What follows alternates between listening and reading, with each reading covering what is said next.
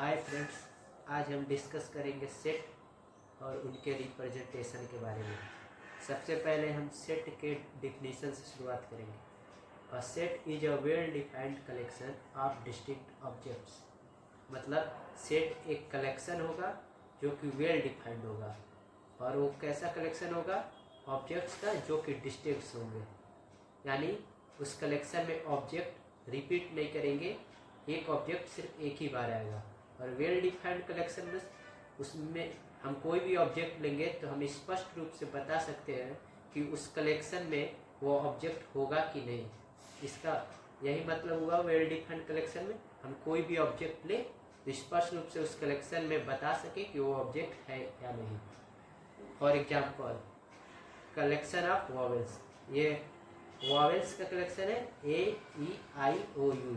हम इसमें स्पष्ट रूप से बता सकते हैं कि इसमें बी यानी कॉन्सोनेंट नहीं होगा या कोई भी रिवर या कुछ भी इसके अलावा नहीं होगा। ये सिर्फ और सिर्फ इसमें वॉवेल्स होंगे।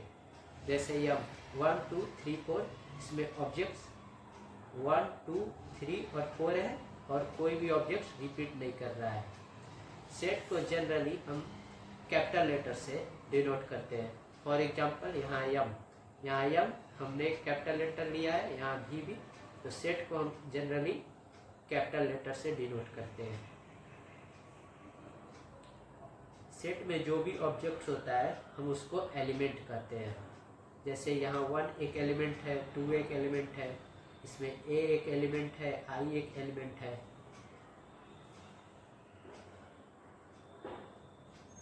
If any object X, suppose A-E-I-O-U या 1 2 3 4 is belongs to set A, any set, then it is mathematically represented as X element of A।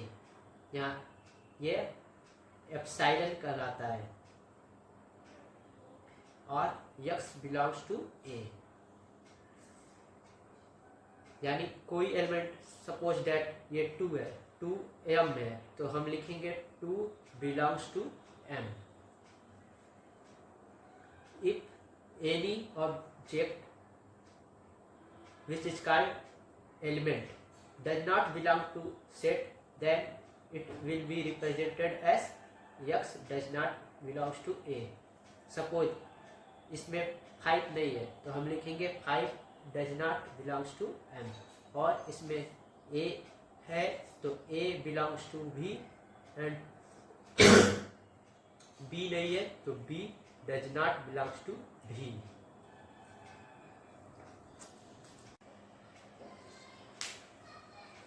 अब हम सेट के रिप्रेजेंटेशन के बारे में पढ़ेंगे। सेट जनरली 2 वे में रिप्रेजेंट होता है, यानी सेट को 2 मेथड होते हैं रिप्रेजेंट करने का। फर्स्ट मेथड है लिस्टिंग और रोस्टर मेथड, दूसरा है सेट बिल्डर मेथड। लिस्टिंग और रोस्टर मेथड क्या होता है? In the listing method all the elements of a set are written explicitly separated by commas and enclosed in curly brackets. यानी listing method में हम elements को कर्ली ब्रैकेट के अंदर लिख देते हैं, यानी जो भी उस कलेक्शन में एलिमेंट्स होते हैं उनको कर्ली ब्रैकेट के अंदर सभी को लिख देते हैं, लेकिन एक एलिमेंट सिर्फ एक बार आना चाहिए।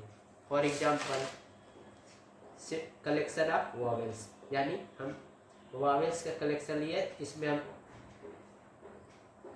एलिमेंट्स को कर्ली ब्रैकेट के अंदर लिख दिए सभी एलिमेंट्स को, और एक एलिमेंट सिर्फ एक बार लिखे हैं, यानी A-E-I-O-U ये वॉवेल्स के एलिमेंट्स होते हैं जिनको हम कर्ली ब्रैकेट के अंदर लिख दिए हैं। दूसरा मेथड होता है set builder method. The set builder method is a way of describing a set by stating a property और condition that its elements must satisfy instead of listing all elements. Set builder method में हम उस collection का जो property होता है उसको ही लिख देते हैं, उसके बजाय कि सभी एलिमेंट्स को लिखें।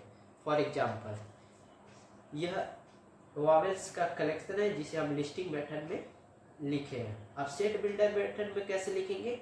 X एक एलिमेंट है जो कि एक वॉवेल्स है, यानी हम सेट को उसके प्रॉपर्टी के आधार पे हम लिख देते हैं। इसमें हम सभी एलिमेंट्स को लिखते हैं लिस्टिंग मेथड में, जबकि सेट बिल्डर मेथड में हम केवल उसका जो प्रॉपर्टी है, जैसे वॉवेल्स है तो हम कोई एक यक्स मान लेते हैं और यक्स को कह देते हैं वॉवेल, तो यह सेट बिल्डर मेथड होता है। अब एक दूसरा एग्जांपल लेके समझते हैं। और set of numbers from 1 to 5, यानी 1 से 5 तक के नंबर का यह कलेक्शन है। अब लिस्टिंग और रोस्टर मेथड में कैसे लिखेंगे? लिस्टिंग और रोस्टर मेथड में हम क्या करेंगे, सबसे पहले हम करली ब्रैकेट लेंगे, फिर उसके 1 2 3 4 5 यानी उन सभी एलिमेंट्स को करली ब्रैकेट के अंदर लिख देंगे।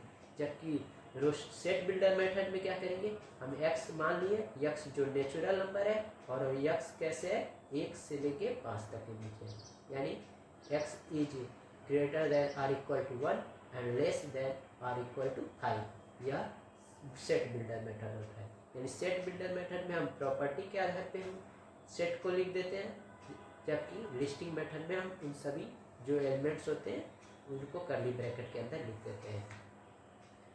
आज का वीडियो यहीं पर समाप्त होता है। Thank you. वीडियो अच्छा लगा होगा तो चैनल को सब्सक्राइब कीजिएगा और लाइक और शेयर कीजिएगा वीडियो को। Thank you.